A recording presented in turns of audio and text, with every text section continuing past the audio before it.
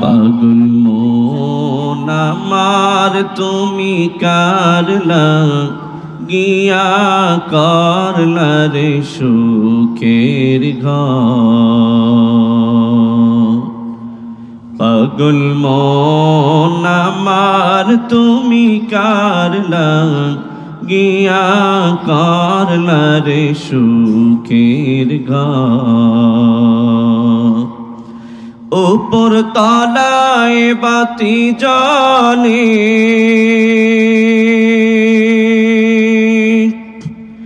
উপর তলায় বাতি জ্বলে নিচ তলাতে অন্ধকার তুমি কারলা গিয়া করলা রে সুখের ঘর।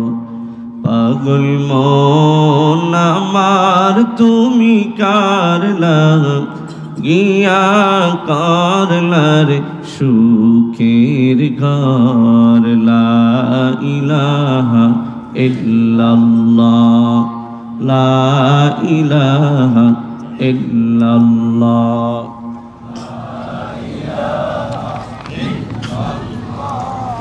লা ইলাহা ইল্লাল্লাহ লা ইলাহা ইল্লাল্লাহ।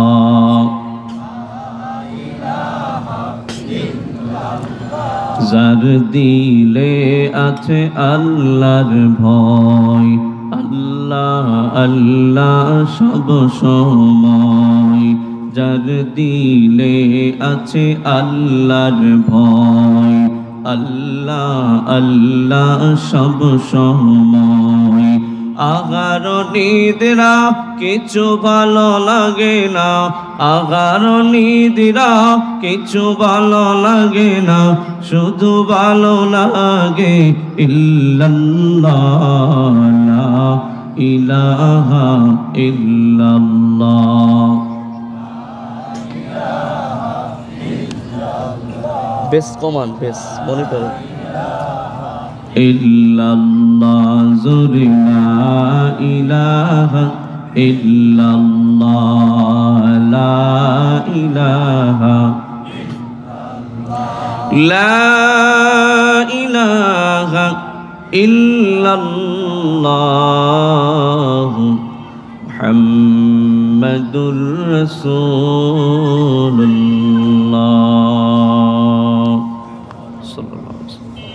আলহামদুলিল্লাহ। পারগেন্ডারিয়া হিফজুল ফুজুল ফাউন্ডেশনের উদ্যোগে আয়োজিত প্রথম বার্ষিক ওয়াজ ও দোয়ার মাহফিলের সম্মানিত মুহতারাম সদর সভাপতি জনাব আলহাজ মোহাম্মদ আতিকুর রহমান আতিক সাহেব, আজকের মাহফিলে মূল্যবান তাকরীর পেশ করেছেন বিশিষ্ট আলেমে দ্বীন হযরত মাওলানা মাহবুবুর রহমান সাহেব। কথা বলেছেন হযরত মাওলানা মুফতি শাহাদাত হোসেন শাহিদি। আরও মূল্যবান তাকরীর পেশ করেছেন বিশিষ্ট আলেমে দ্বীন হযরত মাওলানা মুফতি ইসমাইল বিন ইব্রাহিম সাহেব দামাত বারাকাতুহুম। আমার পূর্বেই আপনাদেরকে কোরআন এবং হাদিসের আলোকে মূল্যবান নসিহত পেশ করে ধন্য করেছেন শ্রদ্ধেয় বড় ভাই বিশিষ্ট আলেমে দ্বীন হযরতুল আল্লাম হযরত মাওলানা মুফতি আরিফ বিল্লাহ সিদ্দিকী সাহেব দামাত বারাকাতুহুম সহ মঞ্চ উপবিষ্ট দিগার উলামায়ে কেরাম, দূর দূরান্ত থেকে আগত কোরআন প্রেমিক, নবী প্রেমিক, মর্দে মুজাহিদ, কোরআনের সৈনিক, মুরব্বী বাবারা, যুবক বন্ধুরা, কচি কাঁচা বেগুনা মাসুম বাচ্চারা, পদ্মার আড়ালে শ্রবণতা, অবলা, সরলা, মহাগণে গুণান্বিতা আমার মা এবং বোনেরা, আলোচনার শুরুতে রব্বে কারীমের দরবারে শুকর গুজার হচ্ছি যে রব অত্যন্ত দয়া আর মেহরবানি করে দুনিয়ার হাজারো ব্যস্ততা থেকে উপেক্ষা করে আল্লাহ ওয়ালাদের সোহবতে কোরআনের মজলিসে জান্নাতি পরিবেশে 10 মায়ের 10 সন্তানকে একত্রিত হয়ে কোরআন ও হাদিসের আলোকে আলোচনা করা ও শোনার মতো ধৈর্য সাহস হিম্মত হায়াত যে আল্লাহ তাআলা দান করলেন, দিল থেকে জবানের আওয়াজকে উঁচু করে সকলেই কালিমাতুশ শুকর আদায় করি, সকলে পড়ি আলহামদুলিল্লাহ। বলেন তো, দুনিয়ার কোনো গোলাম যদি তার মালিকের প্রশংসা করে, ওই মালিক ওই গোলামের উপরে খুশি হন না বেজার হন? আমি এই পারগান্ডানিয়ার এলাকার মুরব্বী বাবা, যুবক বন্ধুরা, আপনাদের কাছে জানতে চাই, আপনার আমার মালিককে? হয় নাই? আরো জোরে বলেন, আরো আসতে বলেন। ওই আল্লাহর গুণকীর্তন করলে, শুকরিয়া আদায় করলে আমাদের রব, আমাদের মালিক খুশি হবেন না বেজার হবেন? আমরা কারা কারা মালিকরে খুশি করতে চাই? নারে তাকবীর। তাহলে হাত নামায়েন না, একটু টান টান করেন সবাই, দুই হাত বের করে টান টান করেন। আমরা শুকরিয়া আদায় করব কার? এই জবানের মালিককে, দেহের শক্তির মালিককে, বাড়ি গাড়ি জায়গা সম্পত্তির মালিককে? না না আপনি না, আপনি না। হায়াতের মালিক আপনি না, বাড়ির মালিক আপনি না। কে মালিক? ওই আল্লাহরে আমরা খুশি করতে চাই কি চাই না? তাহলে ওই আল্লাহর নামে একটা স্লোগান হবে। কার নামে? না না, আওয়ামী লীগের নামে, বিএমপির নামে, দাড়িপাল্লা, হাত পাখা, রিক্সা মার্কা, কার নামে? আসছে না জোরে? দেখি কেমন আওয়াজ আপনাকে আছে। নারে তাকবীর। হয় নাই, হয় নাই, 50% হয়েছে, এখনো 50 বাকি আছে। ঢাকার মানুষের আওয়াজ তো বেশি হওয়া চাই, কেননা এই এলাকার মানুষগুলো হাজি বিরিয়ানি, গরুর গোস্ত, কত ভালো ভালো খাবার খায়, সব ধনী, এরা গরিব নাই। সুতরাং আওয়াজও ধনী চাই। পারবেন তো ইনশাআল্লাহ? কার নামে প্রশংসা করতেছি? কার নামে স্লোগান দিতেছি? নারে তাকবীর,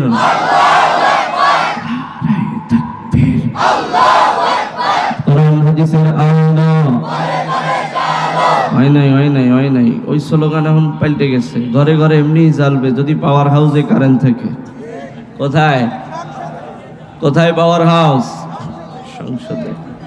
তাহলে কোরআন নিতে হবে কোথায়? তাহলে ঘরে ঘরে বাদ। বলেন, কোরআন হাদিসের আলো সংসদে জানো।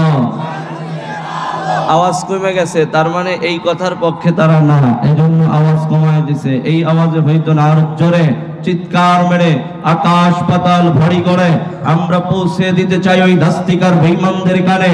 তোমরা যা ভাবতেছো ওই ভাবা বাদ দাও, এখন সংসদের মধ্যে কোরআন নিয়ে যাবো ইনশাআল্লাহ।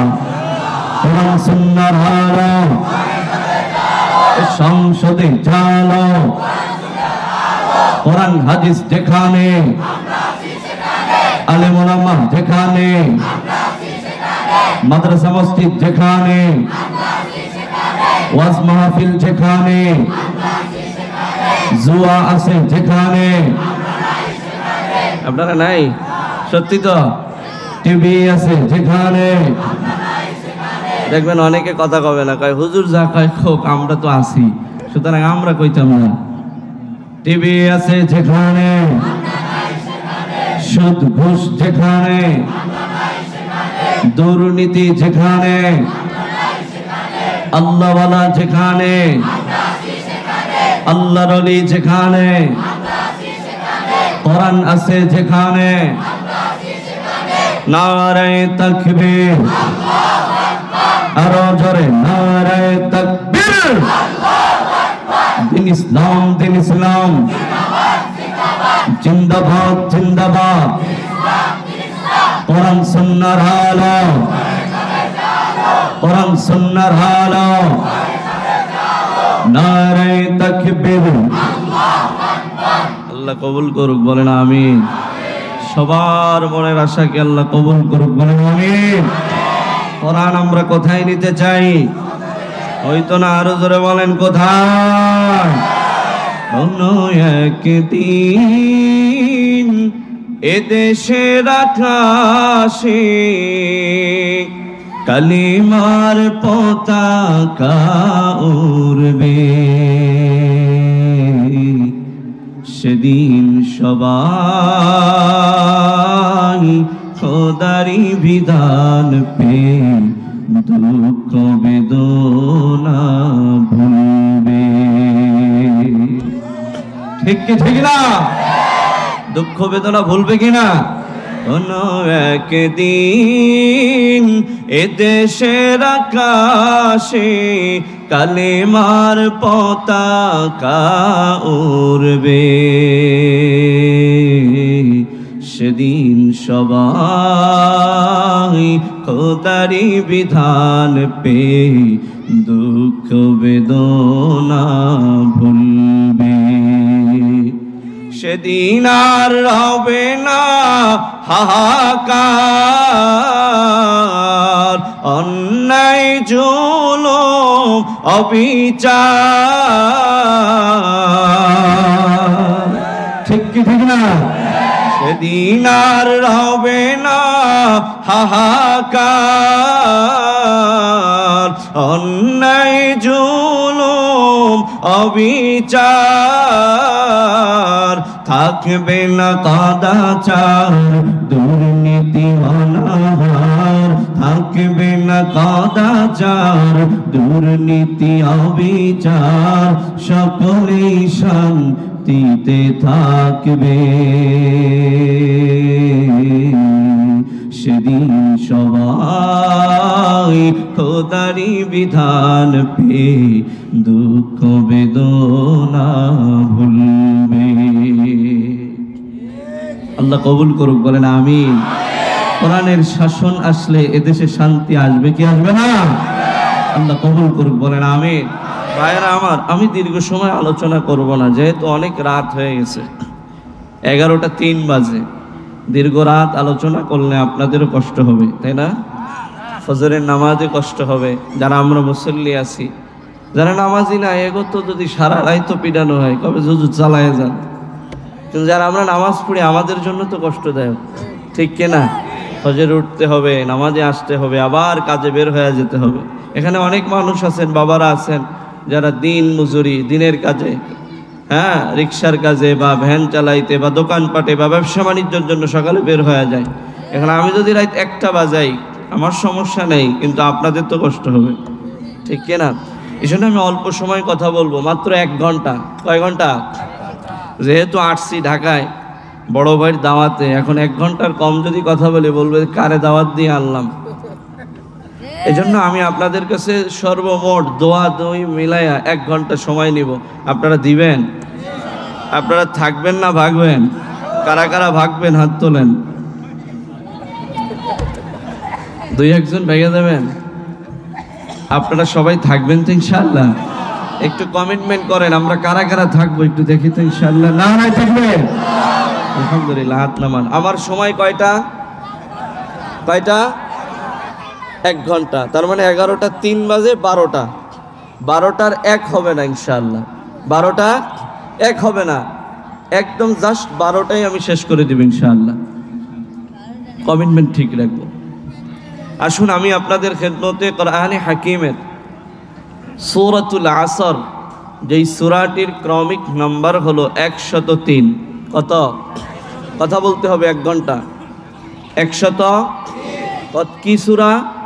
সূরাতুল আসর। বলেন সূরাটির নাম কি? সূরাতুল, ক্রমিক নাম্বার কত? 103। এই সূরাটি আপনার আমার অনেক পরিচিত, শোভাকাঙ্ক্ষী যেটাকে বলে, এমন একটি সূরা।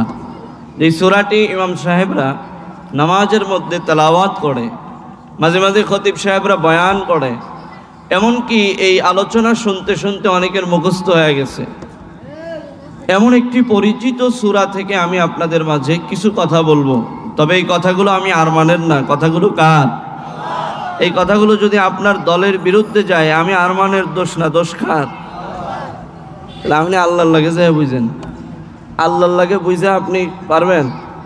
নমরুদ পারছে, ফেরাউন পারছে, হামান পারছে, কারুন পারছে, সাদ্দাত পারছে, আবু জাহেল পারছে, উতবা সাহেবা পারছে। সুতরাং আপনার আমার মতো তেনাই না, মুসল্লিও পারতো না, কথা কয় না। সুতরাং কথাগুলো কার? আল্লাহর কথা। আসুন আমরা এই কোরআন থেকে সূরাতুল আসর থেকে কিছু কথা শুনি। এই সূরাটি মাক্কি সূরা। কি সূরা? কেন মাক্কি হলো?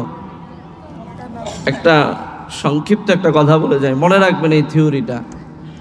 আপনার আমার নবী বিশ্বনবী জনাবে মুহাম্মদুর রাসূলুল্লাহ সাল্লাল্লাহু আলাইহি ওয়াসাল্লামের হায়াতের জিন্দেগি ছিল মাত্র 63 বছরের। কত বছরের? থিওরিটা মনে রাখবেন।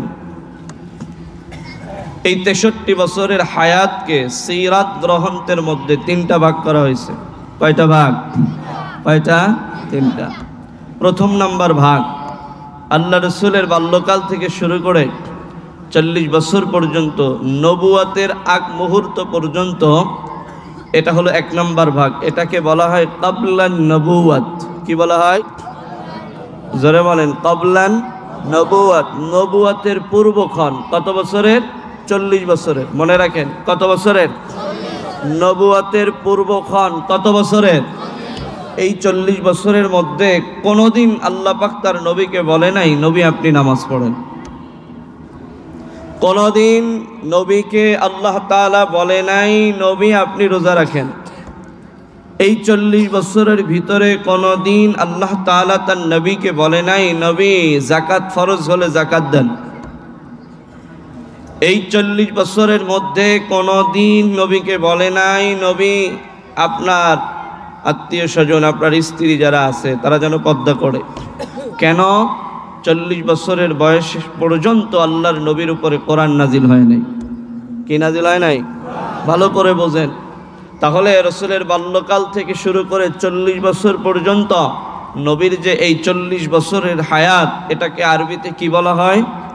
ক্বাবলান নবুয়াত, নবুয়াতের পূর্বক্ষণ। এটা হলো সিরাতের প্রথম অধ্যায়। দ্বিতীয় অধ্যায় হলো নবীর উপরে কোরআন নাজিল হলো। কি নাজিল হলো? কোরআন আসলো, তার মানে নবীর উপরে শরিয়াত আসছে। কি আসছে? 40 বছর পর্যন্ত শরিয়াত ছিল না। 40 বছর পরে নবীর উপরে কি আসছে? শরিয়াত আসছে। আর শরিয়াতের যে গাইডলাইন, সেটার নাম কি? কোরআন। তাহলে কোরআন কত বছর বয়সে নবীর উপর আসলো? মনে রাখবেন, কেউ যদি প্রশ্ন করে, এই মুসলমান, নাম মুসলমান, বলে তো তোমাদের নবীর উপরে কত বছর বয়সে কোরআন নাজিল হয়েছে, আপনারা কি বলবেন? 40 বছর। মাশাআল্লাহ, আপনারা বুঝতেছেন। দ্বিতীয় সিরাত গ্রন্থের মধ্যে আসছে নবুয়াত প্রাপ্ত হওয়ার পরে আল্লাহর হাবিব 13 বছর মক্কায় ছিলেন। কত বছর? তাহলে আগে গেল 40, পরে মক্কায় রইলেন 13। কত হইল? 53। আল্লাহ রসুল হিজরাত করে মদিনায় গিয়ে 10 বছর রইলেন। কত বছর? 10 বছর।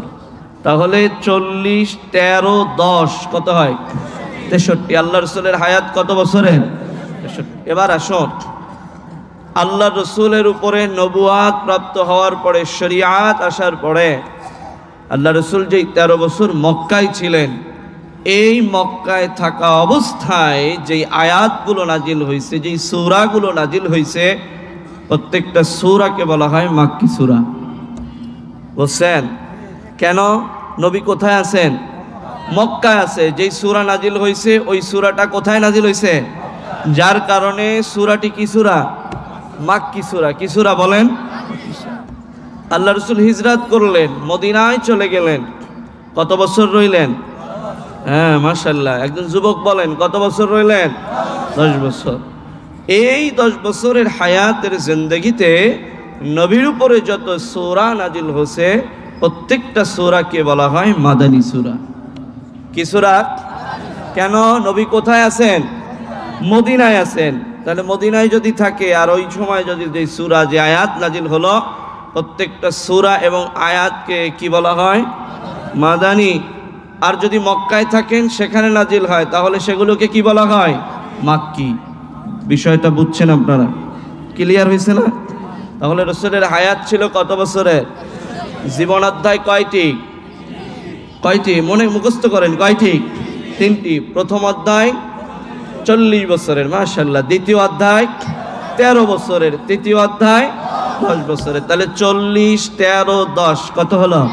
63। এবার আসুন, আমি যেই সূরাটি তেলাওয়াত করেছি, বলেন তো এই সূরাটি মাক্কি না মাদানী? তাহলে নিশ্চয়ই নবী কোথায় ছিলেন? মক্কায় ছিলেন। যার কারণে সূরাটি কি? মাক্কি। এই সূরার আয়াত সংখ্যা 3। আয়াত সংখ্যা কত বলেন তো? ক্রমিক নাম্বার কত ছিল? 103। সূরার আয়াত সংখ্যাও 3। লজিক আছে না নাই? এই সূরার মধ্যে আল্লাহ তাআলা 4টি নীতিমালা দিয়েছেন। কয়টি? আমগো দেশের একটা নীতিমালা আছে না নাই? এই সূরারও একটা নীতিমালা আছে। তবে আমগো দেশের নীতিমালা তো দেশের যারা নেতৃত্ব স্থানে থাকে, যারা দেশের পরিচালক থাকে, তারা নির্ধারণ করে। কিন্তু এই সূরার নীতিমালাগুলো দুনিয়ার কোনো মানুষ, কোনো পয়গম্বরও নির্ধারণ করে নাই। নীতিগুলো মালা নির্ধারণ করেছেন একজন, তিনি কে? সুতরাং এই নীতিমালার কোনো পরিবর্তনের দরকার আছে? বর্তমান সমাজে গত 15 বছর যেই নীতিমালা ছিল, এখন এসে এই নীতিমালাগুলো আপডেট হচ্ছে। ঠিক কি ঠিক না? এই নীতিমালাগুলো সামনের দিনে যারা ক্ষমতায় যাবে তারা চেঞ্জ করে ফেলবে। কি বলছি? চেঞ্জ হয়ে যাবে।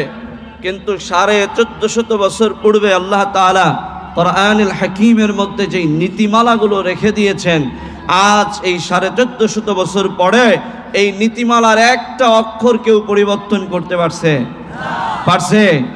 বরঞ্চ যারাই পরিবর্তন করার জন্য চেষ্টা করছে, আল্লাহ তাদেরকে ধ্বংস করে দিয়েছে। কথা কোন ঠিক কিনা? সাদ্দাত কয় আমি যাকাত দেব না। কি দেবে না? যাকাত দেওয়ার বিধান কার? এখন আপনাদের এই পারগান্ডারিয়ার একজন কোটিপতি, 10 তলার মালিক, তার কাছে একজন আলেম গেছে, ভাই আপনার তো যাকাত ফরজ, দিবেন না? আমগো মাদ্রাসায় এতিম আছে, এতিমগো তো দিতে হয়, এই যাকাতের মাল এতিমরা খাবে, আপনি দিবেন না? কয় আমার মাল আমি আবার এতিমদের কেন দিব?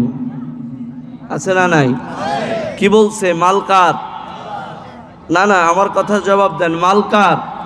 আমার বলছে না ওই লোকটা যে মাল কার? আমার মাল আমি আবার এতিমদের দিব কেন? আমি কষ্ট করে উপার্জন করে এত টাকা বানাইছি, এত কোটি টাকা আমার ব্যাংকে, এগুলো আমার আবার যাকাত দেওয়া লাগবে, হইতো না? কয় কি কয় না? আছে না নাই? ভাইরা আমার, যাকাতের বিধানটা কার? আল্লাহর। নবী মুসা আলাইহিস সালাতু ওয়াস সালাম কারুনকে বলতেছে, কারুন তোমার তো অনেক মাল হয়ে গেছে, তো এই মালের যাকাত দিতে হবে, বিধান আল্লাহর। তো কারুনও এমনি ভাবে জবাবের উত্তর দিলেন যে শোনো, এই মাল আমার মাল আমি যাকাত দিই না, ফেলায়া দিই না, জমা করে রাখি, এটা আমার ব্যাপার। নাউজুবিল্লাহ বলবেন না? আল্লাহ পাক রব্বুল আলামিন বলে, তুমি আমার নীতির বিরুদ্ধে গেলা, যাও দুনিয়াতেই আমি তোমার সম্পদকে মাটির তলে দাফন করে দিব, ধ্বংস করে দিব। দুনিয়ার কোনো মানুষ তোমার এই সম্পদকে টিকায় রাখতে পারবে? আজকে বাংলার দিকে আমরা তাকায় দেখলাম, 15.5 বছর যারা নির্যাতনের স্টিম লোডার গোটা পৃথিবীতে দেশে চালিয়েছেন, নিষ্পাপ আলেমদেরকে জিন্দানখানায় বন্দী করছে, হাজার হাজার কোটি টাকার মালিক হয়েছে, ক্ষমতা শেষ, কয়েকদিন আগে ঘোষণা হয়েছে সব সম্পত্তি বাজেয়াপ্ত করা হবে। অসহায় মানুষদের, যারা এই আন্দোলনে শরিক হয়েছে, নিহত হয়েছে, তাদের পরিবারদেরকে সহায়তা করা হবে। কথা কোন ঠিক কিনা? এতদিন সম্পদ ছিল তাদের, নীতিমালা পরিবর্তন হয়ে গেছে, এখন এই সম্পদ জনগণের। কথা কোন ঠিক কি ঠিক না? ভাইরা আমার, এই দুনিয়ার জমিনে যারাই বড়াই দেখাইছে, আল্লাহর নীতিমালার বাহিরে গিয়ে চলছে, আল্লাহ তাদেরকে ধ্বংস করে দিছে। তবে আল্লাহ কিছু সময় ছাড় দেয়, তবে আল্লাহ ছেড়ে দেয় না। আল্লাহ কি দেয়? ছাড় দেয়, আল্লাহ ছেড়ে দেয় না। ফেরাউনকে আল্লাহ সুযোগ দিছে, কেন জানেন? ফেরাউন আল্লাহর নীতিমালার বাহিরে চলে গেছে, নিজেকে খোদা বলে দাবি করছে। কি বলে দাবি করছে?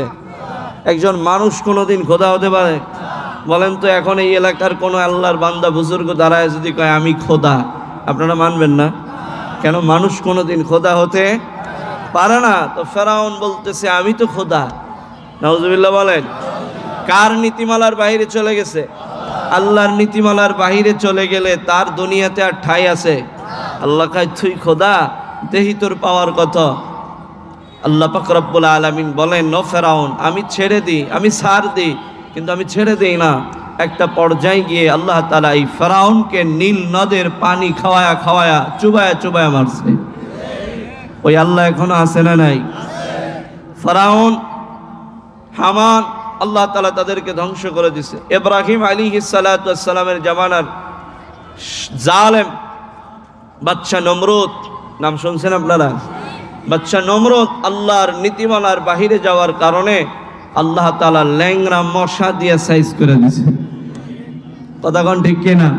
সুতরাং কি বোঝা গেল? এই পৃথিবীতে আল্লাহ পাক রব্বুল আলামিন যে নীতিমালাগুলো দিয়েছেন, এই নীতিমালা যদি কেউ রদবদল করে তাহলে সে দুনিয়ায় আর টিকতে পারে না।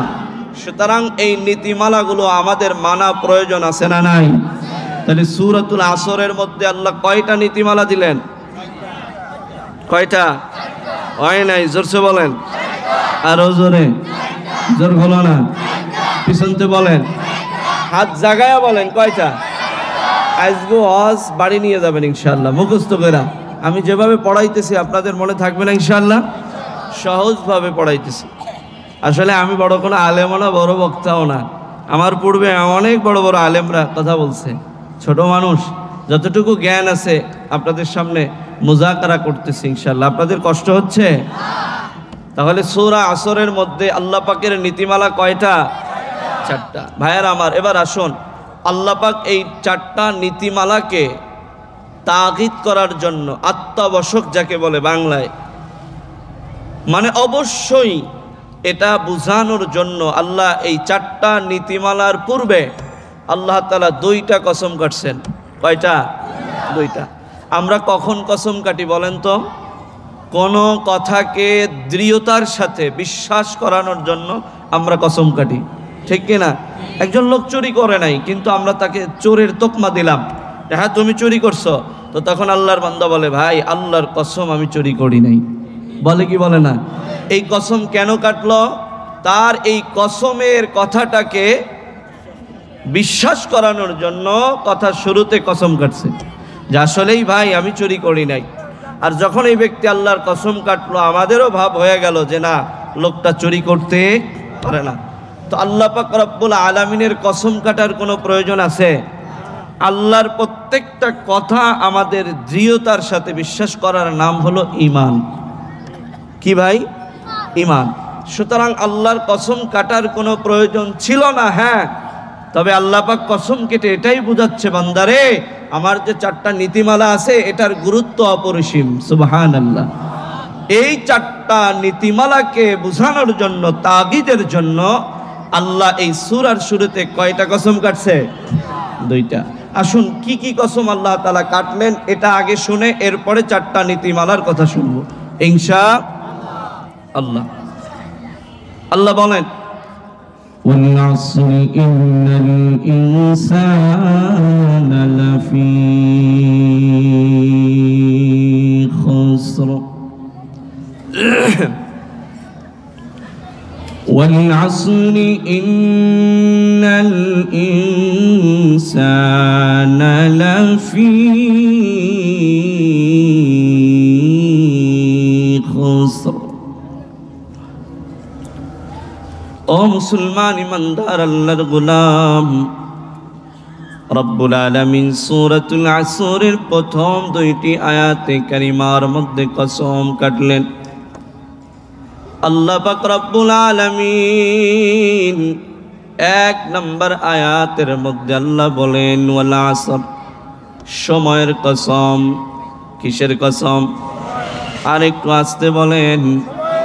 ও বাবারা, জবান খুলে আওয়াজ করে বলেন আল্লাহ কিসের কসম কাটলেন? সময়ের দাম আছে না নাই? সময়ের মূল্য কত জানো? হাদিসের মধ্যে আসছে রাসূল করিম সাল্লাল্লাহু আলাইহি ওয়াসাল্লাম বলেন, আমার কাছে একজন ইহুদি এসে দাঁড়ায় গেছে, যে ইহুদি তাবুকের যুদ্ধে হাজারো সাহাবীদেরকে আঘাত করছে। যে ইহুদি যুদ্ধের ময়দানে মুসলমানদের বিপক্ষে যুদ্ধ করেছে, কিন্তু ওই ইহুদি হঠাৎ করে একদিন আসরের নামাজের পরে এসে নবীর দিকে তাকায় বলে, আ নবী, আপনার আদর্শ দেখে আমার মনটা ভরে গেছে, আমি আর ইহুদি অবস্থায় থাকতে চাই না। ও নবী, আমারে আপনি কালেমা পড়ায়া মুসলমান বানায়া দাও। নবী আমার কালেমা পড়ায়া মুসলমান বানায়া দিলেন। আল্লাহর বান্দা বাড়ির দিকে রওনা হয়ে গেল। সাথে সাথে আজরাইল আলাইহিস সালাতু ওয়াস সালাম হাজির হয়ে গেল। আল্লাহর বান্দার জানটা নিয়ে চলে গেল, দেহটা জমিনের মধ্যে পড়ে রইল।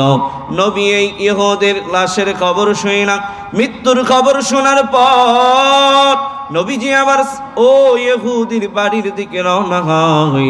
হযরতে আবু বকর ডাক দিয়ে বলে, ও নবী, ও তো একজন ইহুদি, ওর বাড়িতে আপনি কেন যাবেন?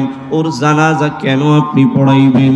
নবী আমার জানায়া দেয়, ও আবু বকর শোনো, আমর শোনো, ও একটু আগে কাফের আর বেঈমান ছিল, কিন্তু এই মুহূর্তে কালেমা পড়ার কারণে আমার আল্লাহ ওর জিন্দেগির সব গুনাহগুলো মাফ করে দিছি।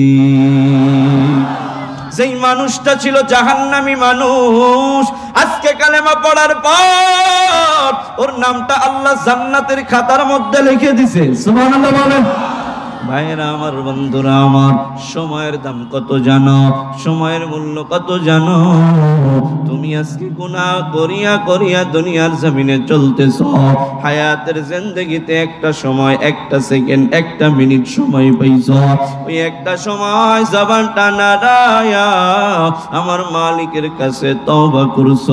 ও দয়ার মালিক, হায়াতের জিন্দেগিতে গুনাহ করে ফেলেছি, এমন কোন গুনাহ নাই আমার হায়াতের জিন্দেগিতে নাই। আমার হাতের মধ্যে গুনাহ, আমার পায়ের মধ্যে গুনাহ, আমার জবানের মধ্যে গুনাহ, চোখের মধ্যে গুনাহ। আল্লাহ বলে, রে বান্দারে, আমি আল্লাহর কাছে যদি ক্ষমা চাও, আমি আল্লাহ কত দয়াময় জানো। বান্দা, তুমি যদি আমি মালিকের কাছে নত হয়ে চোখের পানিগুলো যদি ছেড়ে দাও, তোমার চোখের পানি নাকের ডগায় আসার আগেই আমি আল্লাহ তোর জিন্দেগির সব গুনাহগুলো মাফ করে দিব। আল্লাহ এজন্য বলে, ওয়াল আসর, সময়ের কসম। সময়ের মূল্য কত জানো? ইমাম শাফিঈ রাহমাতুল্লাহি আলাইহি বলি, ও দুনিয়ার মানুষ, সময়ের উদাহরণ দিয়ে ইমাম শাফিঈ বলি, একজন বাজারের মধ্যে একজন বরফ বিক্রেতা বিশাল একটা বরফ নিয়ে গেছে। ওই বরফটা বাজারের মধ্যে নামায়া এবার লোকজনদেরকে বারবার ডাক দিয়ে বলে, রে ভাই, কে আছো? পার গান্ডারিয়া এলাকার মানুষ, আমি একটা বরফ নিয়ে আসছি। আমার এই বরফ যদি তোমরা এখন ক্রয় না করো, সকালবেলার বরফ যদি এভাবে পড়ে থাকে, সন্ধ্যা গড়াইতে গড়াইতে বরফ আর বরফ থাকবে না। এই বরফটা তখন পানিতে পরিণত হয়ে যাবে। কথা কোন ঠিক কি ঠিক না? নবী আমার বলে, ও দুনিয়ার মানুষ, তোমার হায়াত ফুরায়া যায়। তুমি একদিন হায়াত পাইলা, তোমার হায়াতের জিন্দেগি থেকে ওই একদিন চলে গেল। মৃত্যুর আগ পর্যন্ত ওই একদিন সময় আর কোনোদিন ফিরে পাবা না। একটা মিনিট তোমার হায়াত থেকে চলে যায়, ওই এক মিনিট আর কোনোদিন ফিরে আসবে না। একটা বছর তোমার আমার হায়াত থেকে চলে যায়, আগামী বছর এই হায়াত পাবা না, পাবা না, পাবা না। কথা কোন ঠিক কি ঠিক না? মানুষের হায়াতটা অমনি ভাবে একটা বরফের ন্যায়, যেমনি ভাবে বরফ গলে গলে পানি হয়, তোমার আমার হায়াত গলে গলে একদিন লাশ হয়ে যাবে। কথা কোন ঠিক কি ঠিক না?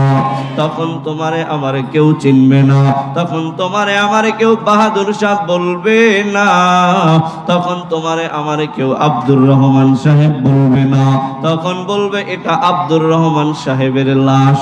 কথা কোন ঠিক কি না? তোমার ওই দামি ফ্ল্যাটে তখন তোমারে আর রাখবে না, তোমারে আমারে নিচের ফ্ল্যাটে নামায়া সিঁড়ির রুমের সামনে টাচ বিছায়া তোমার লাশটা রাখিয়া দিবে। ও বাবা, ও বৃদ্ধ বাবা, ও যুবক বন্ধুরা, দিলের কানটা লাগায়া শোনো। কিসের সময় নষ্ট করো? মোবাইলের পিছনে সময়টা নষ্ট করে দিতেছ, টিকটকের পিছনে সময়টা নষ্ট করে দিতেছ, টিভি ভিসিআরের পিছনে সময়টা নষ্ট করো, বন্ধু বান্ধবীর পিছনে সময়টা নষ্ট করো, আল্লাহ পাক রব্বুল আলামিন বলে, ও দুনিয়ার মানুষ, আমি আল্লাহ চারটা নীতিমালার পূর্বে আসরের সময়ের কসম দিয়ে আমি আল্লাহ জানায় দিলাম, তুমি মানুষ, তোমার কাছে সময়ের মূল্য না থাকতে পারে, কিন্তু আমি আল্লাহর কাছে সময়ের মূল্য অনেক বেশি। তাফসীরের মধ্যে আসছে, নবী আমার বলেন, একজন সাহাবী অপর সাহাবীদের সাথে দেখা হলে একজন অপরকে সূরাতুল আসর তেলাওয়াত করে শোনাইতেন। সুবহানাল্লাহ। আমরা একজনের সাথে দেখা হলে অপরের গীবাত করা শুরু করে দিই, কথা কোন ঠিক কিনা? অমুক এলাকার মানুষটা এমন, অমুক গ্রামের মানুষটা এমন, অমুক হুজুর এমন, অমুক খতিব সাহেব এমন, আছে না নাই? কিন্তু সাহাবী একজন আরেকজনের সাথে দেখা হলে সূরাতুল আসরের এই 3টা আয়াত তেলাওয়াত করে শোনাইতেন। জোরে কান সুবহানাল্লাহ। সুতরাং এই সূরার দাম আছে না নাই? সূরাতুল আসরের প্রথম আয়াতে আল্লাহ কিসের কসম কাটলেন? সময়ের কসম।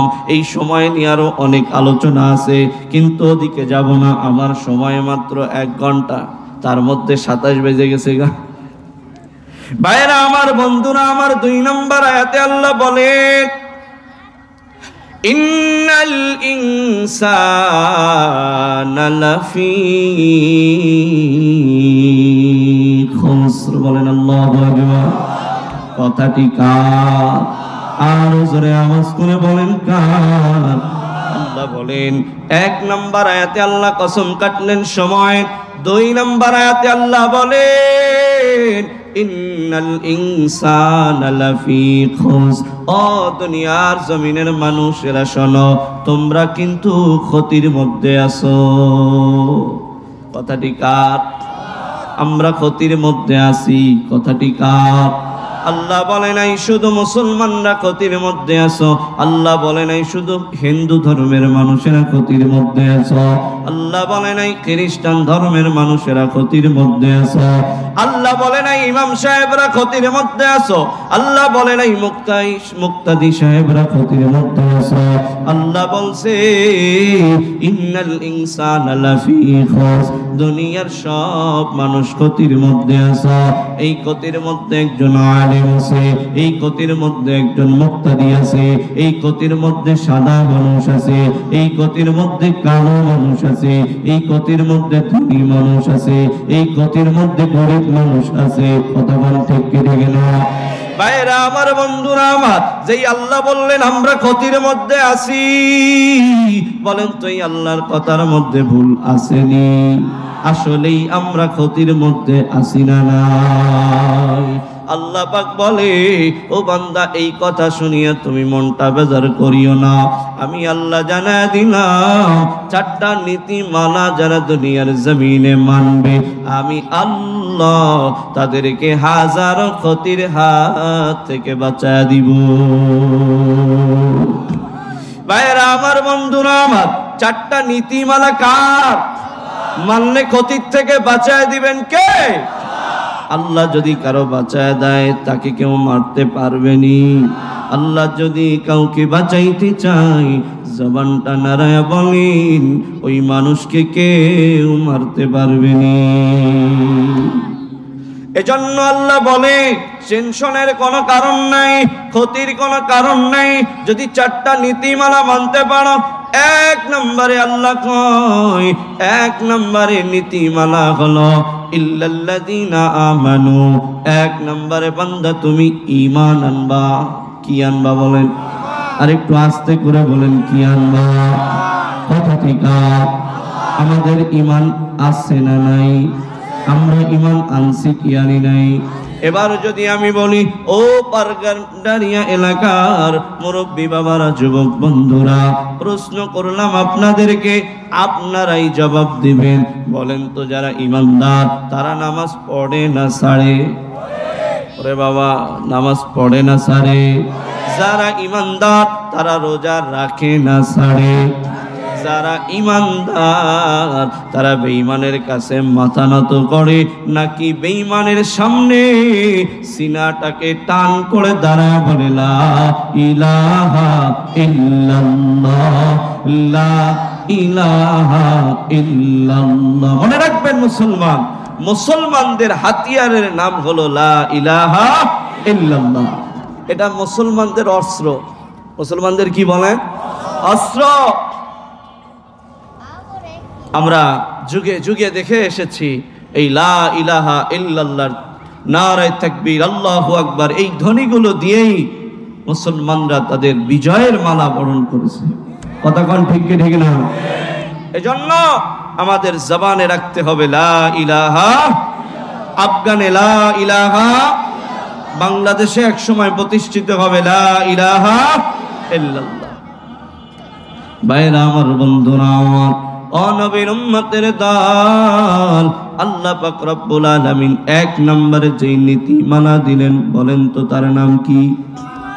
ঈমান। আমগো ঈমান আসেনি? হ্যাঁ, ঈমান আছে। বলে এই ঈমান মাঝে মাঝে আবার বিক্রি হয়ে যায়, এই ঈমান মাঝে মাঝে আবার হারায় যায়, আমি নিজেও জানি না। কথা কোন ঠিক কিনা? এই ঈমান মাঝে মাঝে মাজারের কাছে বিক্রি হয়, আপনাগো এলাকায় নাই? মাজারের কাছে ঈমান বিক্রি হয়, আপনারা জানেন? মাজারের কাছে ঈমান বিক্রি হয়, মাজারের দরবারে যায়, মাথাটাকে নত করে দিয়ে সেজদারত অবস্থায় ডাক দিয়া বলে, ও বাবা, আমার ঘরের মধ্যে সন্তান নেই, আমাকে একটা সন্তান দান করেন। জোরে কন্যা আউযুবিল্লাহ। যেই ব্যক্তি সন্তান মাজারের কাছে যায়, বলেন তো তার ঈমান আছে না গেছে? আছে না গেছে? ও আল্লাহর জমিনের গোলাম, যেই আল্লাহর বান্দা দুনিয়ার জমিনে কোরআনের শাসনকে চায় না, কোরআনকে প্রতিষ্ঠা করতে চায় না, কোরআন ওয়ালাদেরকে ভালোবাসে না, জবানটা নাড়ায় বলেন তার ঈমান আছে না গেছে? কেন গেছে জানো? ওই ব্যক্তি কোরআন চায় না, ওই ব্যক্তি কোরআনের মানুষদেরকে চায় না, ওই ব্যক্তি কোরআনের শাসন চায় না, সুতরাং ওর ঈমান থাকতে পারে না, ও বেঈমান হয়ে গেছে, নিজেও জানে না। কথা কোন ঠিক কিনা? ভাইরা আমার, বন্ধুরা আমার, কেমন ঈমান আনছেন? আর ওই জামানার সাহাবীরা কেমন ঈমান এনেছিল একটু ভাবেন। এবার একটু যোগ বিয়োগ মিলায়া দেখেন, আমগো ঈমান আর তাদের ঈমানের হালাত কি ছিল। আজকে আমরা নিজেদেরকে ঈমানদার দাবি করি, অথচ ঈমানের কোনো কাজ, ঈমানের কোনো দায়িত্ব আমাদের মধ্যে নাই, অথচ আমরা ঈমানদার দাবি করি। অথচ সাহাবায়ে কেরামরা ঈমান আনার কারণে তারা কত নির্যাতনের শিকার হলেন। ঈমান আনার কারণে সাহাবীদের উপরে কত অত্যাচার আসলো। ঈমান আনার কারণে সাহাবীরা ঘর ছাড়লেন, বাড়ি ছাড়লেন, স্ত্রী ছাড়লেন, জেলখানায় বন্দী হলেন। কথা কোন ঠিক কিনা? আর আজকে আমরা এমন ঈমান আনছি, আমগো জেলও নাই, ফাঁসিও নাই, মামলাও নাই, আমগো ঘরের মধ্যে উল্টা মিষ্টি যায়। কথা কোন ঠিক কিনা? আমগো পকেটে উল্টা পেলে আরো টাকা ঢোকে। আমগো ঈমান এমন ঈমান, সেই ঈমান আপনার এই ঠান্ডার ভিতরে ফজরে নামাজে আনতে পারে না। কথা কয়েন না? আমগো ঈমান এমন ঈমান, যেই ঈমান রমজান মাসে আপনারে রোজা রাখায় না। আপনার আমার ঈমান এমন ঈমান, যেই ঈমান আপনারে আমার নেক কাজের দিকে হাঁটায় না, শুধু গুনার কাজে যায়, গুনার কাজে যায়, জেনার কাজে যায়। যেখানে গুনাহ আছে আমি সেখানে যাই। বলেন তো, এমন গুনাহযুক্ত ঈমান নিয়ে আল্লাহর জান্নাতে যাওয়া যাবে না? হ্যাঁ, নির্ভেজাল ঈমান লাগবে। কি ভেজাল? নির্ভেজাল। আল্লাহ কোরআনের অন্য জায়গায় জানায়, ও দুনিয়ার মানুষেরা শোনো, কেমন ঈমান আনবা। আল্লাহ জানায় দেয়, ওয়া ইযা কিলা লাহুম আমিনু কামা আমানান নাস।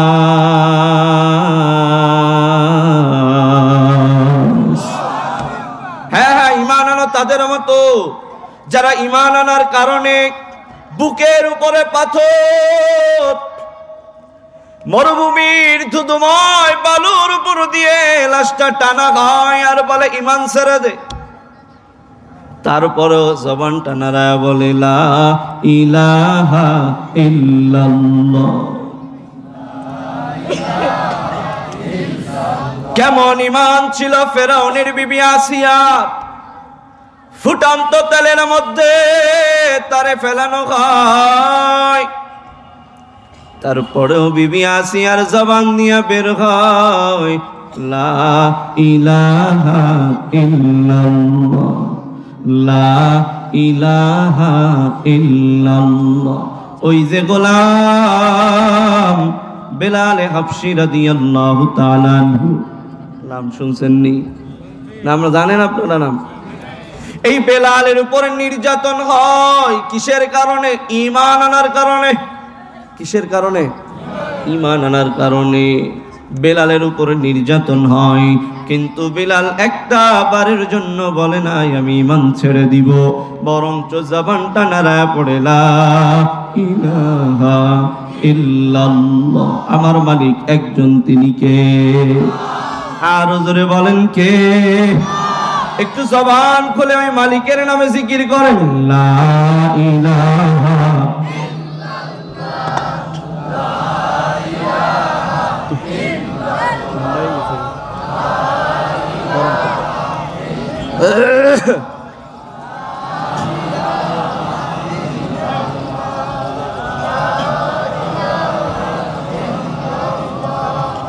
লা ইলাহা ইল্লাল্লাহ,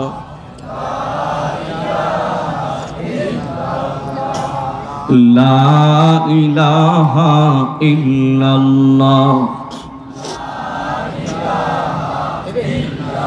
রাতের আধারে যারা সেজদাতে রয়, দু চোখের অশ্রুতে নদী যেন বয়।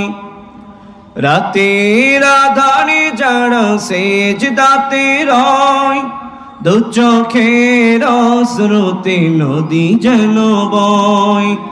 ছলনার হাত ছানি যতই আসুক, ছলনার হাত ছানি যতই আসুক, পিছনে ফিরেও সে তাকায় না। যাদের হৃদয়ে আছে আল্লাহর ভয়, তারা কবু পথ ভুলে যায় না। ঠিক কি ঠিক না? একটু গাওয়া যাবে না ইনশাআল্লাহ? একটু জবান খুলে কর না। যাদের হৃদয়ে আছে আল্লাহর ভয়, আল্লাহর প্রেম ছাড়াই দুনিয়ায় কারো কাছে কোনো কিছু চাই না, কারো কাছে কোনো কিছু চাই না। লা ইলাহা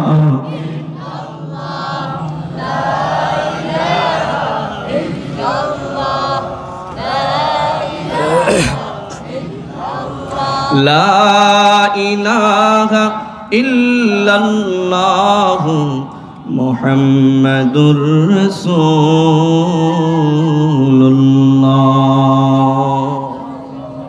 বেলাল ঈমান আনছে কার উপরে? ফেরাউনের বিবি আসিয়া ঈমান আনছে কার উপরে? আরো জোরে আওয়াজ করে চিৎকার মেরে বলেন কার উপরে?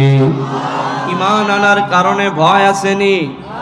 নির্যাতনের ভয় আছে, জেলের ভয় আছে, জুলুমের ভয় আছে? না না না, ও জমিনের গোলাম, আল্লাহ পাক রব্বুল আলামিন বলেন ঈমান আনার কারণে, এই ঈমানের উপরে যারা অটল আর অবিচল থাকবে, দুনিয়ায় হাজারো কষ্ট আসবে, আমি আল্লাহ তাআলা দুনিয়ায় হাজারো কষ্ট দিয়ে আখিরাতে তার জন্য জান্নাত দান করব। ভাইরা আমার, বন্ধুরা আমার, দুনিয়ায় থেকে জান্নাতে তার বানানো ঘর আল্লাহ তার চোখের সামনে তুলে ধরছে। সুবহানাল্লাহ বলেন। এই ঈমান আনার কারণে, কি আনার কারণে? ফেরাউনের বিবি আসিয়ার ঘটনার তাফসীর খুলে দেখবেন আসছে। আসিয়ার যখন তেলের মধ্যে ফেলানো হয়, আসিয়া তখন মালিকের সাথে নেটওয়ার্ক লাগাই দিছে। আল্লাহ বলা যারা, তাদের সাথে রবের সাথে একটা সম্পর্ক আছে, আছে না নাই? তাদের সাথে মালিকের সাথে একটা নেটওয়ার্ক আছে। তাদের সাথে মালিকের সাথে একটা গোপন সম্পর্ক আছে যেটা দুনিয়ার মানুষ জানে না। জানেন কে? ফেরাউনের বিবি আসিয়া মালিকের লাগে নেটওয়ার্ক লাগাই দিছে। মালিকের ডাক দিয়া বলে, মালিক, আজকে ঈমান আনার কারণে আজকে আমার প্রাণের স্বামী আমারে আগুনের তেলের মধ্যে ফেলাইল।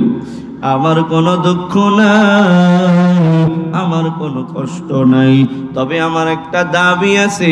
আল্লাহ, আপনি যেই ঘরটার মধ্যে থাকবেন আপনার ঘরের পাশে আমার জন্য একটা ঘর বানায় দিবেন, যেই ঘরের সামনে দাঁড়ায়া আপনার মতো দয়ার মালিক রে আমি দেখব। ভাইরা আমার, বন্ধুরা আমার, আল্লাহ পাক রব্বুল আলামিনের 4টা নীতিমালার 1 নম্বর নীতিমালার নাম হলো ঈমান। এই ঈমান সাহাবীদের কেমন ছিল, তাদের ঈমান দীপ্ত কণ্ঠ কেমন ছিল, ছোট্ট একটা ঘটনা তাফসীর থেকে বলে যাই। আপনাদের খারাপ লাগতেছে নি? আমার গলাটা যদি হঠাৎ করে বসে গেছে এখানে আসার পরে, বুঝলাম না, আপনাদের খারাপ লাগতেছে? আমার কথাগুলো বোঝা যায়? ঘটনা বলতেছি, ভালো করে মনোযোগ দিয়ে শোনেন। আল্লাহর হাবিব ইন্তেকালের পরে খেলাফতের মসনদে হযরতে আবু বকর, কে? আবু বকর 1 নম্বর খলিফা। 2 নম্বরের খলিফা হযরতে ওমর, কে? হযরতে ওমর। আপনারা চেনেন? নাম শুনছেন? নরম না গরম? খলিফা ওমরের যুগের একটা ঘটনা বলা যায়। ও পারগান্ডারিয়াম এলাকার মুরব্বী বাবা, যুবক বন্ধুরা, দিলের কানটা লাগায় শোনো, তাদের ঈমান কেমন ছিল। খলিফাতুল মুসলিমিন হযরত ওমর ফারুক রাদিয়াল্লাহু তাআলা আনহুর জামানায় ওই সময়ের পৃথিবীর সবচেয়ে সুপার পাওয়ার ছিল রোম। কোথায়? রোম। রোম ছিল ওই সময়ের পৃথিবীর সুপার পাওয়ারের তালিকায়। বর্তমানে আমেরিকা, বর্তমানে কি আমেরিকার, ওই সময় ছিল কি রোম সাম্রাজ্য। ইতিহাস খুললে দেখবেন ওই সময় রোমের কি পাওয়ার ছিল। তাদের অত্যাধুনিক অস্ত্রের অভাব ছিল না, ক্ষমতার অভাব ছিল না, দলের লোকের অভাব ছিল না। ওই সময় খলিফা ওমর মাত্র 50 জনের একটা কাফেলা, কত জনের? ওই কাফেলার সেনাপতি বানাইলেন আব্দুল্লাহ বিন হুযাফা। আব্দুল্লাহ বিন হুযাফাকে সেনাপতির দায়িত্ব দিয়ে হযরত ওমর ফারুক রাদিয়াল্লাহু তাআলা আনহু রোমে পাঠিয়ে দিলেন। কেন, কিসের জন্য? বলে রোমে যাওয়ার পরে ওই রোমের ভূখণ্ডে নাস্তিক আর বেঈমান আর মুরতাদদের আদর্শকে কতল করে কালেমার পতাকাকে উড্ডীন করার জন্য, কোরআনকে প্রতিষ্ঠা করার জন্য হযরত ওমর আব্দুল্লাহ বিন হুযাফাকে পাঠালেন। এখন আব্দুল্লাহ বিন হুযাফা অল্প কিছু সৈন্য নিয়ে রোমে চলে গেলেন। ওই সময় রোম ছিল পৃথিবীর সুপার পাওয়ার। তো রোমে যাওয়ার পরে একটা পর্যায়ে তারা উভয় পক্ষ যুদ্ধ করা শুরু করলেন। তো যুদ্ধ করতে করতে একটা পর্যায়ে গিয়ে মুসলমানরা আহত হয়ে গেলেন। কিছু সংখ্যক মুসলমানরা ইন্তেকাল করলেন, শহীদ হয়ে গেলেন। কিছু সংখ্যক গ্রেপ্তার হয়ে গেলেন। তো রোমের তদানীন্তন জেলখানার মধ্যে বাকি সৈন্যদেরকে আটকিয়ে রাখা হলো। ওই সময় রোমের বাদশা যিনি ছিলেন তার কৌতূহল জাগলো, প্রশ্ন জাগলো যে কি ব্যাপার, মুসলমানেরা অল্প কিছু সংখ্যক লোক নিয়ে পৃথিবীর সুপার পাওয়ারের সাথে যুদ্ধ করার জন্য আসছে, নিশ্চয়ই ওদের আলাদা একটা পাওয়ার আছে। এই পাওয়ার না থাকলে তারা যুদ্ধ করার জন্য এই পৃথিবীর সুপার পাওয়ারের কাছে আসতো না। কি পাওয়ার, সেটা কি আমার জানতে হবে। কৌতূহল জাগছে। তো বাদশা জেলখানায় চলে গেলেন, গিয়ে বলতেছে, তোমাদের এই কাফেলার সেনাপতির দায়িত্বে কে আছে বলো। বলতেছে, আমাদের যে সেনাপতি ওই যে শুয়ে আছে, ওনার নাম হলো আব্দুল্লাহ ইবনে হুযাফা রাদিয়াল্লাহু তাআলা। ডেকে নিয়ে আসো, ডেকে নিয়ে আসা হলো।